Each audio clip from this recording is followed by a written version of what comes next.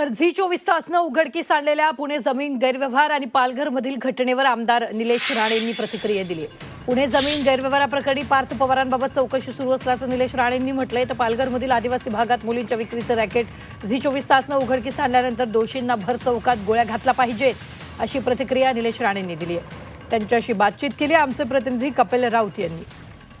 दोन महत्त्वाचे मुद्दे समोर आणले होते झी 24 तासने. एक पालघरमध्ये मुलींची विक्री केली जाते असं रॅकेट आम्ही बाहेर काढलं होतं.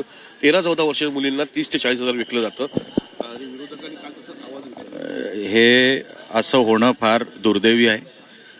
त्यांना जे कोण ह्याच्यामध्ये आरोपी असतील त्यांच्यावर कडक कारवाई झाली पाहिजे, त्यांना शिक्षा झाली पाहिजे, ह्याच्याबद्दल दुमत नाही. अशाचं कारण नाही. अशा लोकांना उभ्या चौकामध्ये गोळ्या घातल्या तरी काय हरकत नाही. जे कोण आरोपी आहेत त्यांना लवकरात लवकर कडक कारवाई व्हावी ह्यासाठी आम्ही आग्रही आहोत. पार्थ पवार प्रकरणामध्ये अजितदादांनी थेट सांगितलं की अधिकाऱ्यांची चुकी होती. मी त्यांचं स्टेटमेंट ऐकलेलं नाही, पण आता मला वाटतं त्या सगळ्या ह्याच्यामध्ये तक्रारी झालेल्या आहेत आणि योग्य डिपार्टमेंट त्याच्यावरती कारवाई करत आहे.